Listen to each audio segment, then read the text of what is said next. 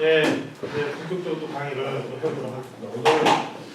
오늘 기억자는 창의 행동 적용 뭐 이런 이슈로 얘기를 해볼 텐데요. 미래 예측과 창의 행동 이걸 잠깐 볼까요? 미래 예측과 창의 행동. 그러니까 기본적인 개념은 미래를 다 예측할 수 있으면 창의 행동을 안 해도 된다는 거예요. 왜냐면 미래 어떻게 될 거 아니까 그거대로 하면 되잖아. 제가 물건을 만들면 반드시 10개 만들면 10개 다 팔릴 가능성이 100%예요. 그럼 그냥 만들면 돼요. 제가 요 교육 프레임 만들어요. 네.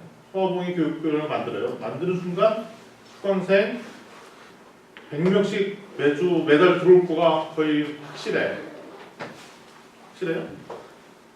몇 명 올 것 같아요? 그럼부터 다음 달은 몇 명 올 것 같아요? 모르죠. 왜 예측을 할 수 없나요?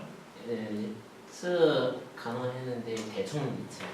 그러니까 정확하지가 않죠.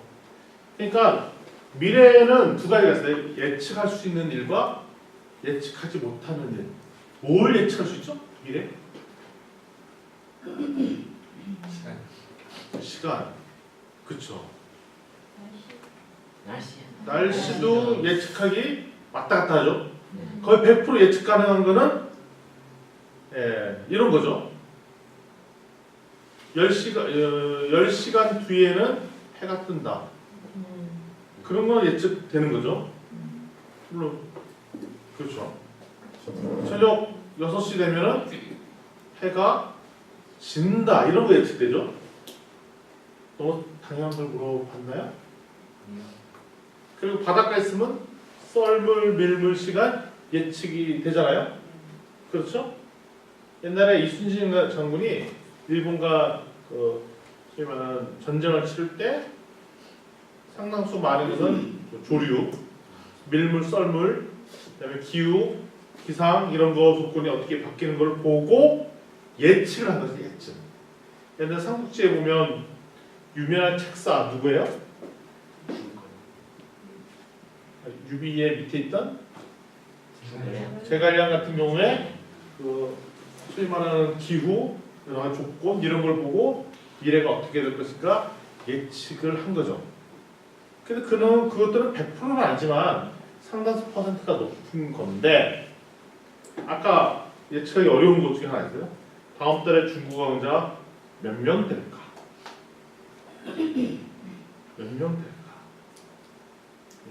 이정수 선생님이 창업을 하면 성공 확률이 몇 퍼센트 될까? 본인이 예측을 할 수 있습니까?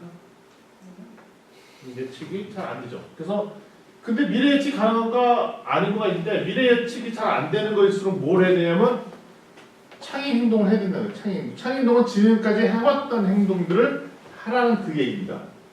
자, 예측이 비교적 가능한 것도 있어요. 이게 뭐냐면 인구 통계 데이터예요. 우리나라 인구 통계 데이터예요. 2017년도 인구에 보면 특이한 게 있네요. 뭐가 겹치죠?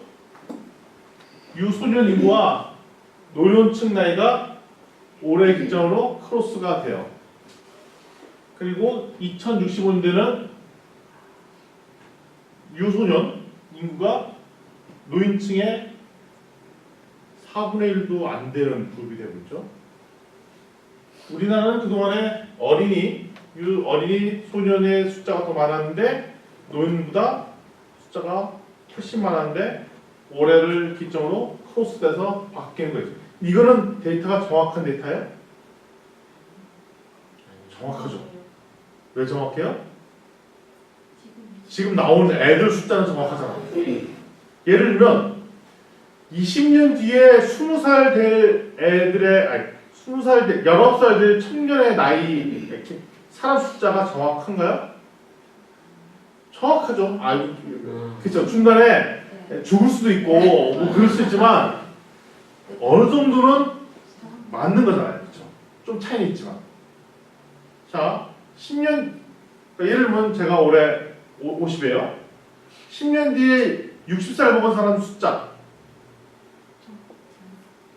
아주 정확하지 않지만 대략 정확하죠. 그 정도면 퍼센트로 따요. 예측 가능한 것 중에 하나가 인구예요. 인구. 그러니까 예를 들면 대학교 같은 제가 대학교잖아요. 대학교 그러니까 내년도에 신입생 숫자, 10년 뒤에 신입생 가는 숫자가 정확하진 않지만 예측이 되죠. 그거는 왜냐하면 현재 나오는 증거물만 봐도 미래가 가능한 것도 있어요. 그래서 창업을 할 때 가장 중요한 데이터가 뭐냐면 인구 데이터가 가장 중요한 것 중에 하나예요. 자, 지금은 이래요. 제가 10년 뒤를 바라보고 있어요. 10년 뒤. 10년 뒤를 바라볼 때 사업을 어느 쪽을 더 포커스 맞춰 집중할지가 눈에 보이겠죠.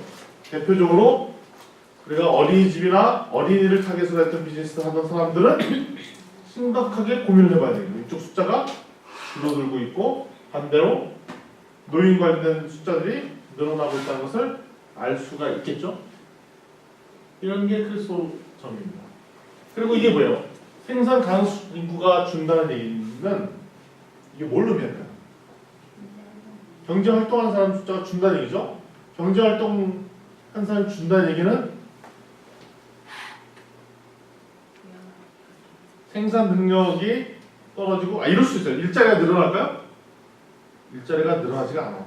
생산하는 숫자가 줄면 생산하는 양도 줄고 또 돈의 양도 줄고 마켓의 사이즈도 줄어서 우리나라의 소위 말하는 도메스틱 마켓 사이즈가 작아진다는 거예요. 이런 데이터들. 그러니까 이런 데이터를 보면 우리가 미래를 예측하는 것은 쉽다 어렵다? 상대적으로는 어렵지 않은 데이터 중에 하나. 이건 그렇죠. 그럼 두 번째, 그러니까 인구 예측은 어느 정도 가능한 거죠. 이건 어때요? 기후.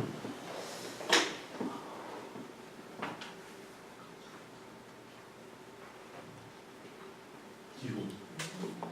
예측은 할 수 있어요. 왜냐면 과거의 데이터 가지고. 그런데 얘랑 비교해 보면 어때요? 예측 정도가 더 정확하다, 정확하지 않다. 정확하지 않다. 정확하지 않다죠. 왜? 인구 데이터는 변수가 바뀔 변수라는 게 중간에 사망률, 그리고 외국에서 유입될 확률, 뭐 이런 것들이 변수이지 다른 요인들이 변수 요인들이 상대적으로 적은데 이거 같은 경우에는 이거는 영향을 주는 데이터가 되게 많죠. 경제 성장에서 공장이 늘어나는 거, 환경의 오염 정도, 기타 등등 여러 가지 우리가 예상치 못했던 변인들이 많기 때문에 기후는 미래를 예측하기가 되게 쉽지가 않아요. 근데 기후는 왜 우리 비즈니스 하는 사람 입장에서 볼 때 중요한 데이터 중에 하나일까요?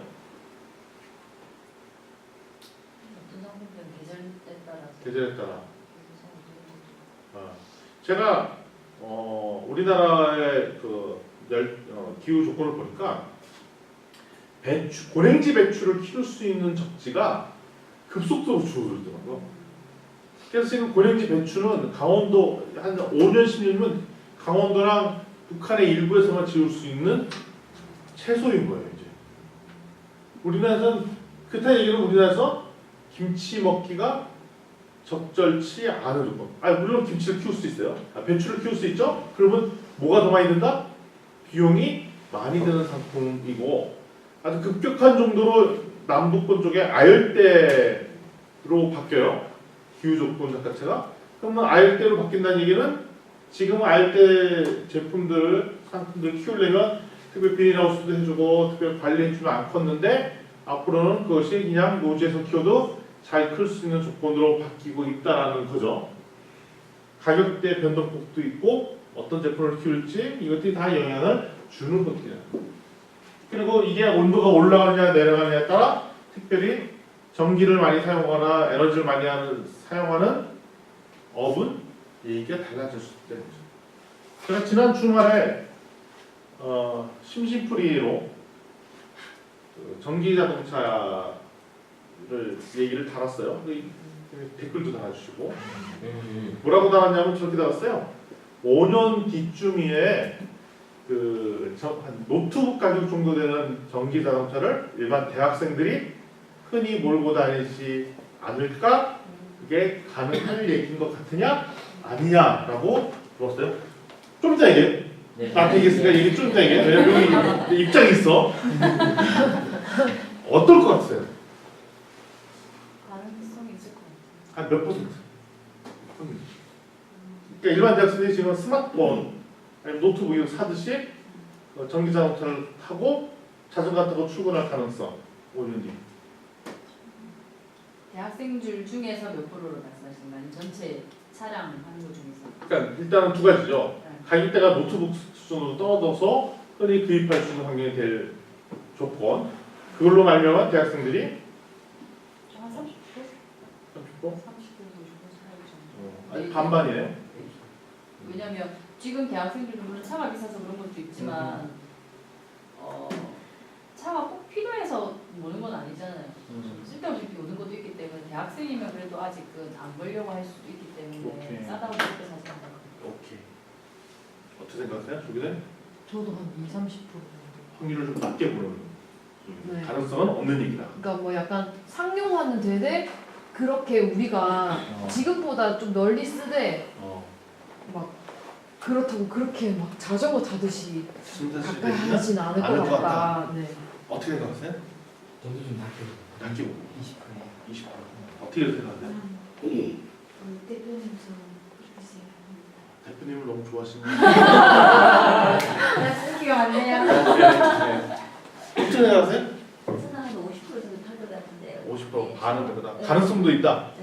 왜 그렇게 생각하세요? 휴대폰에 처음 나왔을 때 음. 그 약간은 차이 주춤했지만은 이게 보편화가 되듯이 그 차도 아무래도 그렇게 될 것 같은. 그럴 것 같다. 예. 네, 저는 한 5, 60%. 5, 60% 가능성 좀 높게 보시고요. 우리 수아봉군 어떻게 생각하세요? 네, 지금 가능성은 좀 적다. 네, 적다. 엊그제 되게 많다고 얘기했잖아. 근데 그 대신 그 대체품이 있어요. 그렇죠? 전기 자동차 말고 전기 자전거 전기 자전거? 가능성 더 높아요. 음. 지금 뭐냐하면 지금 중국의 전기 자전거는 또그 호박 저게 보시고 있고요. 그 지금까지 더 가정마다 다 1, 2 그거 1, 2대 가지고 한 대는 가지고 있다 전기 자전거. 네, 네, 네. 중국 가면 진짜 오토바이가 다 전기 네. 오토바이. 전기로 다 바뀌고 10년 전에 다 오토바이인데 지금 그 기름 값이 많이 올랐어서 그런데 느낌이 전기 자동차가 전기 자전거랑 핵심 테크놀로지가 똑같아요. 모터거든 모터.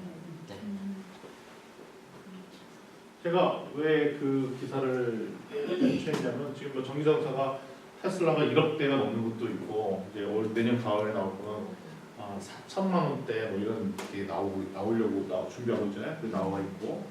근데 그 르노 삼성에서 나온 자동차 요번에 출시된 거 보니까 우리나라 출시 가격이 1,500만 원이에요. 그 1인차. 그때 링크한 1,500년인데 우리나라에서 보조금 포함하면은 한 4, 500만 원에 팔릴 수 있다는 거예요. 4, 500만 원대 자전거인데 아니 자전거가 아니고 전기 자동차인데 한 번 충전하는데 3시간 반이나 걸린대요. 근데 해서 얼마나 가냐면 80주밖에 못 가요. 그럼 분명히 알죠. 그럼 그것 때문에 사람들이 이거 뭐 했어? 라고 얘기하는데 제가 그걸 보는 순간 엄청 가능성이 있어 보이는 거예요. 장거리 2주 할 때는 당연히 이런 걸 안 타겠지만 시내에서 다니는 수단으로는 시내라는 곳은 80km 이상 달리기가 쉽지가 않거든요. 하루에. 그럼 가서 대부분 시간은 정차를 했는데 정차할 때는 항상 충전을 해놓고 그다음에 이동하면서 왔다 갔다 이동하는. 근데 이게 400만 원인데 400만 원 탈 수 있는데 5년간의 기술 개발 동안에 배터리 가격이 지금 계속 떨어지고 있거든요. 배터리 용량도 떨어지고 있고 모터의 캐파시티도 계속 늘어나고 있는 상황이면 제가 보고 5년 정도 기술 개발이면은 한 200, 맥북은 좀 비싸니까 한 200만 원대에 살 수도 있겠다 싶은 생각, 그런 제품이 나올 수도 있겠다 싶은 생각이 든 거예요. 근데 저는 이제 전기 자동차가 어느 정도는 이제 어느 정도 이제 많이 바뀔 거라고 생각을 하는데 한 가지 보면 전기를 생산을 해야 되는 거잖아요. 그래서 고대목 얘기를 지금. 네. 그래서 근데 지금 이제 특별히 올해 들어와서 그러면 이제 문제가 이제 전기 충전이 계속 얘기가 되잖아요. 근데 지금 뭐 특별법에 의해서 각종 보조금 제도에서 심지어는 농촌 맹지를 중심으로 농촌 발전소를 설치하면 태양열 발전소를 설치하면 그거를 보조금 통해서 전기를 한전에서 사줘. 그래서 지금 최근에 농민들 중에서는 그 소위 말하는 전기 농사를 접어야 그냥 가격 등락도 심하고 그래서 힘드니 차라리 농촌에 태양열 발전소 태양열 전기 발전소를 채운 데가 급격하게 늘어나고 있고 지금 시급하게 주유소에는 동시에 전기 충전 설비를 하는 것들을 좀 같이 개발을 막 하고 있고 그다음에 또 아파트에도 충전할 수 있는 키트 이런 것들이 급속도로 바뀌고 있어서 이런 사업자들이 너무 빨리들 지금 준비하고 있어서 지금은 불편하죠. 근데 지금 시범 구역으로 사용하고 있는 데가 제주도잖아요. 그래서 여러분들이 제주도를 놀러 갔을 때 전기차를 렌트를 할 수가 있어요. 전기차 렌트라는 무조건 편한 건 아니죠. 아직까지도 배터리 충전하는 데 어려움이 없지만 일반적으로 지금 제주도에서는 성공적으로 안착되고 있다는 얘기를 듣고 있고 제가 작년 여름에 인도를 갔었을 때 인도는 워낙 지금 중국도 마찬가지고 공해 상태가 안 좋아요. 뉴델리가 공기가 되게 안 좋아요. 근데 그거를 어떻게 해결하려고 하더니 특별히 한 좋은 지역은 아예 거기서는 전기차만 보급을 돌아다니고 마을 다니는 100% 전기차예요.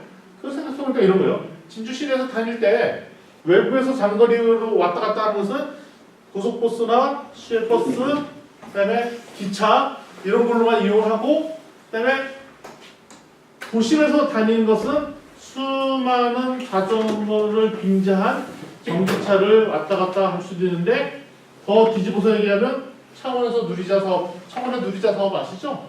이게 뭐냐면 자전거 렌탈 공공으로 하잖아요.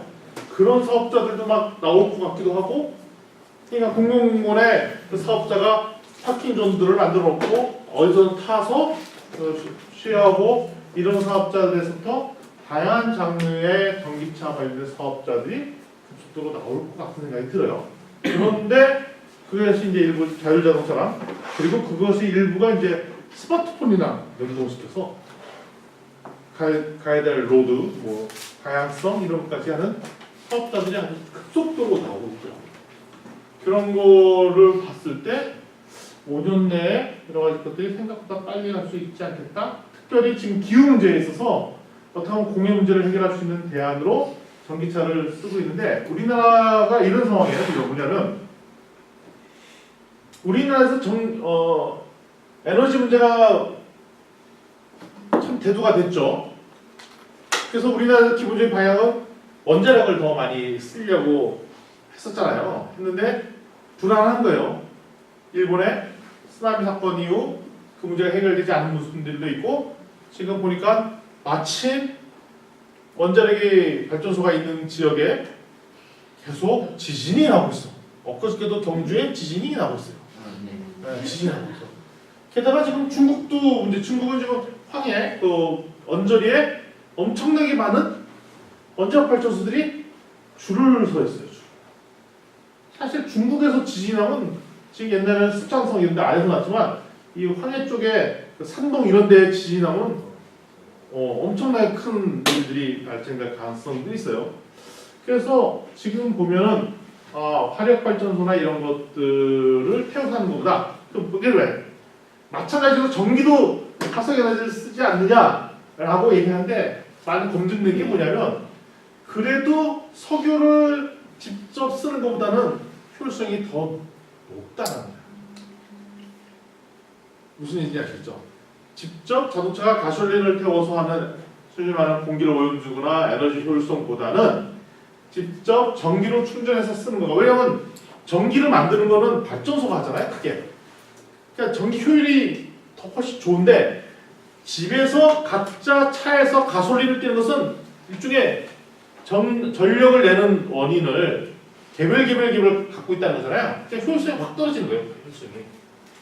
그래서 평균 이제 전기자동차를 쓰면은 그 아까 뭐 평균 얼마 들 건가 그러니까 한 2만 원 정도 들 것 같아요. 전기료가 월 2만 원 정도. 그럼 얘기가 좀 달라질 수도 있겠다. 그런 거와 연동돼서 기후 예측은 어렵다 이거죠. 미래 예측은. 왜냐면 갑자기 환경에 따라서 영향을 받기도 아니다. 그러니까 이런 것처럼 미래 예측이 조금 어려운 게 있습니다. 이거는 어떻습니까? 경제 성장률 예측하기.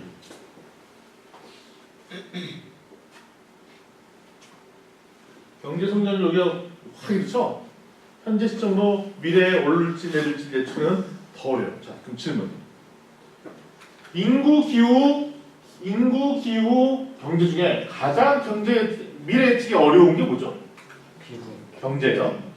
두 번째로 어려운 게 기후예요. 그다음 가장 쉬운 게 인구 예측이죠. 잘 보세요.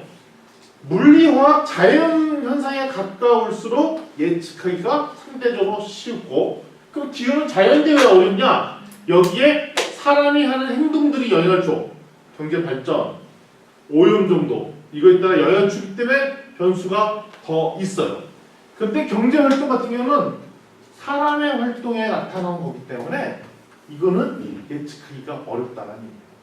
우리가 사업을 할 때 핵심은 미래가 어떻게 될 것을 알 때 사업이 용이한 거잖아요.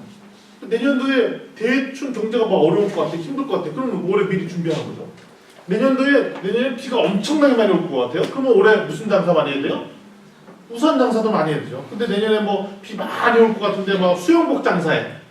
아, 실내 수영장이구나. 뭐 해야 되지? 비가 많이 올 때. 어? 제습기? 제습기 뭐 하여튼 이런 거예요. 갑자기 생각이 안 나. 뭐 이런 거 하면 어렵잖아요. 미래를 예측하는 것이 쉽지가 않아요. 이게 책에도 나오는 겁니다. 아는 세계와 모르는 세계가 있어요. 완전히 아는 세계, 완벽히 예측 가능한 데는 예측을 하면 그거에 맞춰서 그냥 사업을 하면 돼요. 몇 개 만들고 생산하고 뭘 준비하고 이런 걸 하죠. 간단하죠? 예를 들면 우리 고등학교 학생들이 대학을 가려고 하잖아요. 1년 전에 모든 게 다 나와 있죠. 뭐가 나와 있죠? 시험 날짜, 시험 과목, 범위. 뭐만 남아 있어? 문제만 있으면 공부만 문제 하는데. 해결 능력. 그것까지는 예측이 되죠. 다만 뭐가 예측이 안 돼? 패턴이 예측이 안 되죠. 그러면 어떻게 돼요? 완전히 예측 가능한 것이 아니라 그때 시험 보고 무슨 과목 본다는 거 알지만 패턴이나 이런 것은 달라지나요? 안 달라지나요? 매년 달라지죠? 그러면 이쪽까지도 오죠. 아, 전에 보니까 한 번은 쉬웠으면 한 번은 어려워지고 한 번은 어려웠으면 한 번 쉬워지고 이런 패턴이 있는 너를 띠네 이런 상황 패턴도 나올 수 있고 그거는 과거 데이터를 보면 나올 수 있어요. 근데 과거 패턴을 보니까 이게 패턴이 아예 보이지도 않더라. 그럴 때부터는 뭐가 하냐면 뭘 해야 될지 모르죠. 이럴 때 창의 행동들이 필요하다는 얘기를 하는 거예요. 완전히 예측 가능해요. 두 번째로 쉬운 거는 뭐냐면 확률을 보면 예측 가능 거. 이정 쌤이 계속 통계나 이런 거 좀 아실 거 아니에요. 회계는 모르나? 재무 쪽이 아니라 잘 모르시나? 좀 아시죠? 하셨죠? 좀? 예. 통계적으로 분석이 가능한 것은 그나마 미래를 예측할 수가 있어요. 근데 통계 데이터가 아닌 거를 막 가지고 분석해야 될 때가 있어요. 뭐 빅데이터 분석이라든가. 이것도 바로 툴을 쓰면 그나마 좀 나을 수가 있다는 거죠. 그런데 숫자적인 데이터나 이런 걸로도 예측이 안 될 때는 뭘 해야 되냐? 결국 판단될 때 경험, 상황에 대한 본인의 인식 이런 걸로밖에 예측이 안 되죠. 그보다 더 예측력이 떨어질 때는 뭐냐면 예측이 안 될 때가 있어요. 그렇지만 이런 경우 있어요. 이런 거가 반드시 일어날 가능성이 없다 정도 예측하는 것 정도 가능할 때가 있죠. 그 다음에 도대체 어떤 일이 어떻게 일어날지 모를 때를 전혀 예측 불가능한 상황들이 있다는 거죠. 점점 이쪽 영역이 더 넓어지는 거야. 이쪽 영역이 넓어지기 때문에 미래를 예측할 수 있는 방법들이 쉽지 않은 상황이 되었어요. 따라서 이때 예측을 정확하게 높이려면 이거밖에 없다는 거죠. 뭐라고요? 한 목소리로? 행동. 한번 읽어볼까요? 시작. 행동은 예측 정확도를 높인다. 왜 그러죠? 행동하면 아까 요거를 때리면 뭐가 쌓이는 거예요? 상한 패턴 경험 쌓이죠? 아니 행동을 해보면 아 이런 패턴들을 보이네? 이런 경험이 축적되네? 그럼 조금 더 알게 돼요. 그러면 뭐가 쌓이죠? 예측하기가 쉬워지죠. 실패할 가능성이 없어지죠. 따라서 도대체 미래에 어떻게 될지 잘 모르겠다. 이럴 때 사업하는 게 바로 아니면 일단은 숨어야 돼. 숨으면 안 되고 뭘 해야 된다? 행동을 해야 돼. 근데 지난번에 창의 행동의 기본 원칙 중에 하나가 뭐였죠? 어떤 원칙이었죠? 처음에 저지르는데 무슨 범위 내에서? 허용, 손실 범위 내에서. 그러니까 이 정도는 손해봐도 될 정도에서 손해를 보는 걸로 저지르자는 거예요. 그 정도는 오케이 하자는 거죠. 그게 되게 중요한 얘기라는 거예요. 그렇게 하고 나서는 그렇게 하고 나서 실패할 수도 있죠. 성공할 수도 있죠. 그렇지만 뭘 배워야 되죠? 이 상황에 대해서 학습 효과가 일어나죠. 아 뭐가 문제였다. 이게 안 되는 거네. 뭐가 문제가 생기는 거네. 그럼 뭐가 높아져요? 예측 정확도가 올라가죠. 어쨌든 송하봉 지금 최근에 영어 공부 학생을 시키는 걸 했잖아요. 아, 예. 그래서 시간 안 좋은 사람들인데 중국어 강좌가 생겼잖아요. 그러면 내가 한국에서 우리 진주에서 중국어 교육 사업을 하면 좋을지 안 좋을지를 3주 전과 지금은 하늘땅같이 다른 거야. 3주 전에 아무것도 안 했잖아요. 네. 3주가 지난 지금 상황에서는 그래도 아 이거 얼마 받아야 되는지는 감도 좀 조금씩 생기고 사람들이 어떤 반응인지도 알겠고 이 얘기가 달라진다는 거예요. 네. 근데 본인이 뭐 이러다가 갑자기 아유 중국어 안 배울래요 하고 문을 닫았어. 실패했다고 가정하겠어요? 그럼 뭘 손해봤죠? 무슨 손해봤어요? 그냥 순회 그냥 톤 관련 아니면 자신감 관련 실패 받았는데 근데 더 큰 경험 쌓였어요. 그러니까 손해를 본 거라고 해봐야 뭐 약간 뭐 자신감 좀 어느 거나 시간 낭비 좀 한 거 이거랑 혹시 돈이 많이 들었나요? 아니 돈 안 들었어? 지금요? 아니 그 교육한다고 네 있어요. 많이 들었어요? 아니요. 조금 들었어요? 네 그 정도는 손해봐도 돼요? 괜찮아요? 괜찮아요. 이게 뭐냐? 허용 손실 범위 아니라 그 정도의 허용 손실은 괜찮다 이거예요. 네.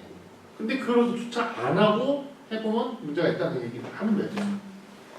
행동은 예측 정확도를 높인다라고 했고 행동을 하면 두 번째 줄 읽어보겠습니다. 시작.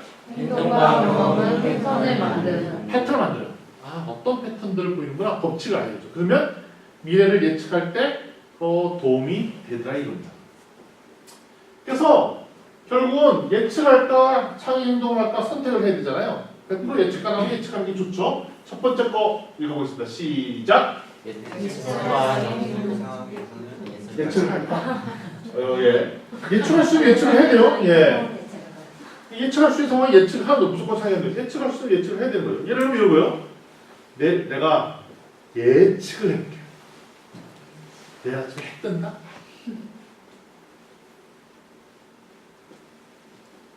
감동이 없네요. 예측할게요. 비 올 수도 있다. 비 오도 이제 날은 밝잖아요. 내일 아침 7시에는 날은 밝는다.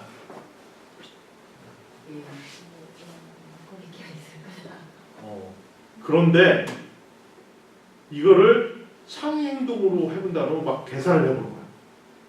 그러면 복잡하다 이지. 그냥 예측이 되는 건 예측 그냥 하자 이거예요. 자, 근데 언제 이걸 해보냐? 예측할 수 없는 상황일수록 창의 행동을 하라는 거죠.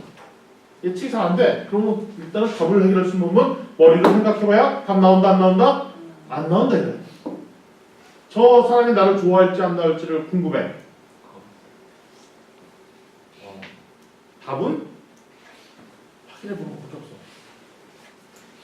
확인해봐서 날 좋아하지 않으면 어떡해. 좀 창피하고 좀 상처를 좀 받지만 그거보다도 한 5년 10년이 됐는데 궁금해. 그때 물어봤었어야 되는데. 그리고 한 5년 뒤쯤 우연찮게 소음을 들었는데 뭐 그 친구가 나 때문에 뭐 중요한 결정을 했다는 둥 이런 이상한 소문을 들어. 이게 도대체 뭔 뜻이야? 더 궁금만 해져. 답은 창의 행동을 해보는 수밖에 없다는 거. 그래서 확인해보자. 세 번째 거 읽어봅시다. 시작. 상황의 예측할 가능성이 줄어들수록 지불하는 금액은 줄어야. 이게 뭐냐면 근데 너무 프레스가 커요. 이때 이거를 실험하고 테스트한다고 드는 비용이 많으면 된다 안 된다? 안 된다. 좋아하는 여자가 있어요. 마음을 확인해보고 싶어요? 근데 잘 모르는데 그냥 확 다이아몬드를 사서 줘. 이거 된다 안 된다? 안 된다는 거예요. 그럼 뭐야? 근데 마음을 표현하는데 내가 크게 손에 안 보는 정도까지 해보는 거. 저도 여성들이 남성들한테 하는 것 중에 하나는 이런 거죠. 뭐 종이학을 뭐 천마들처럼 해본다든지. 진짜 요즘 안 하지 않나요? 너무 올드 타입의 얘기를 이런 걸 한다든지, 뭐 정성을 하고 뭘 해본다든지, 정성을 해서 해본다고 해봐야 그 시간 돼. 네 번째, 시작. 갈망은 실천 행동을 위해 지불하는 비용 부담감을 줄여줍니다. 진짜 하고프면 내가 특정한 비용을 손해 보는 거에 대해서 별로 이렇게 부담이 없어지죠. 왜냐면 진짜 하고 싶었던 거니까. 실패해도 별 문제가 없다는 거예요. 그래서 첫 번째는 내가 진짜 이걸 하고 싶었던 일이 맞는가? 맞으면 그거에서 부담감이 덜 든다는 얘기를 하고 있어요. 자, 다섯 번째 시작. 예측 가능성이 높은 경우에도 행동하는 것이 생각하는 것보다 더 낫다. 책에 이런 얘기가 있어요. 깨지지 않는 달걀 이야기. 그러니까 이게 뭘 테스트해보냐면 그 책에 어떤 사례냐면 2층 위에서 물이 있는데 계란을 던지면 계란이 깨질까 안 깨질까 그거예요. 그러면 과학자들은 보통 이걸 가지고 계산을 하는 거야. 이 던졌을 때 속도, 반응, 공기 저항, 물에 접했을 때 그 파괴 정도 이런 것들 때문에 계산을 막 해본다는 거야. 근데 창의 행동으로 가보면 계란이 얼마나 한다고. 그냥 던져보면 되지. 실험하라는 거예요. 이거. 그래서 실패하면 계란 깨지는 거죠 뭐. 내가 너무 세게 던졌나 살살 던져. 이렇게 테스트를 해보라는 거예요. 그래서 여기 뭐 깨지지 않는 달걀 이야기. 그러니까 예측 가능성이 높아. 아이 보니까 이럴 수 있잖아요. 뭐 수학 문제, 뭐 간혹가다 우리 재미난 퀴즈 보면, 그러니까 옛날 보면 수학 문제 뭐 이런 거 있어요. 뭐 누가 뭐 어디서 태어나서 뭐 들어가서 몇 미터를 갔는데 저 뒤에 오는 영수는 저 100m 전에서 뭐 5km 뭐 per 미터 속도로 오고 나는 3km per 미터 속도로 왔을 때 언제 만나는가 계산을 해라 뭐 이거 하잖아요. 그게 또 수학 문제잖아요. 계산하기 어려운 문제인 것 같을 때는 그냥 진짜 해보라는 거야. 직접 가서 이거 이만큼가 저만큼가 진짜 어디서 만나는 거 보자 이거죠. 그게 더 좋을 수 있다는 얘기입니다. 그리고 그걸 하고 나면 뭐가 남냐? 마지막 거 알고 있습니다. 시작. 행동은 증거를 남기고 이를 통해 학습할 수 있다. 이게 학습하는 걸 가지고 유치됐던 여러분들이 다음 넥스트 사업을 갈 수 있다는 거예요. 수험이 중국어 강좌를 해서 실패할 수도 있어요. 잘 안 보일 수도 있어요. 그렇지만 실패하다가 뭐는 남냐? 뭘 학습할 수 있냐면 진주에서 이 중국어 배우려는 사람들의 패턴도 남게 되고 일단은 가르치려고 준비했던 중국어 컨텐츠도 남고 기타 등등 여러 가지 것들 학습하는 것들이 많아진다는 거예요. 그러니까 결론적으로 얘기하면 실패도 해라. 안 하면 결국은 얻는 게 아무것도 없다. 그 얘기야. 그러니까 앞서서 얘기했던 계속 내가 반복해서 또 얘기를 하는 거예요. 그런데 이런 경우가 있어요. 예측을 가능한데도 예측조차 안 하고 무조건 행동하는 거는 잘못이라는 거예요. 일단은 예측을 하고 예측의 보조수단으로 창의 행동을 해야 되는 거예요. 그러니까 내년도 경제 상황이 어떻게 될지 예측을 하고 실제 확인은 액션을 통해서 확인해 봐야 돼요. 근데 그거 안 하고 무조건 저질러. 이거 아니라는 거죠. 일단 예측을 하라는 얘기예요. 자, 그럼 창의 행동은 어디에도 적용할까? 조직 입장에 때는 제품을 만들고 서비스를 혁신적으로 만들 때도 적용이 되고 비즈니스 모델을 바꾸고 이럴 때도 다 적용이 돼요. 조직의 모든 상황에서 적용이 다 돼요. 그리고 개인적으로도 적용 다 해요. 이 가족과의 관계, 연인 관계, 조직 관계, 뭐 교회, NGO 모임, 심지어는 개인적인 삶, 내가 특정한 분야에 공부하는 거, 역량을 키우는 거, 내 체력을 단련하는 거, 이거조차도 다 적용 가능하다는 거죠. 네. 그러니까 있잖아요. 미래에 내가 어떤 직업을 택할까? 뭐 하면 좋을까? 이런 것도 동일하게. 근데 이런 거죠. 우리 부모님들이잖아요. 미래에 각 태어난 애들 보고 너는 지금부터 검사가 돼야 돼.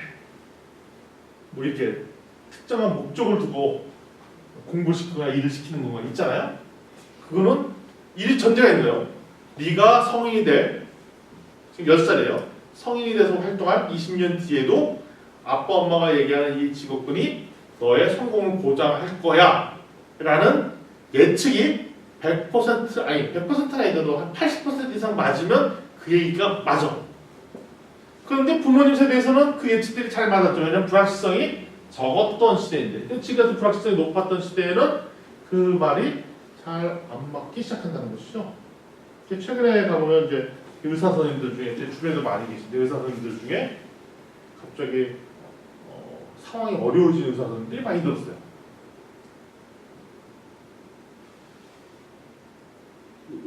개업을 했다가 구도 나갔고 상황 안 좋아서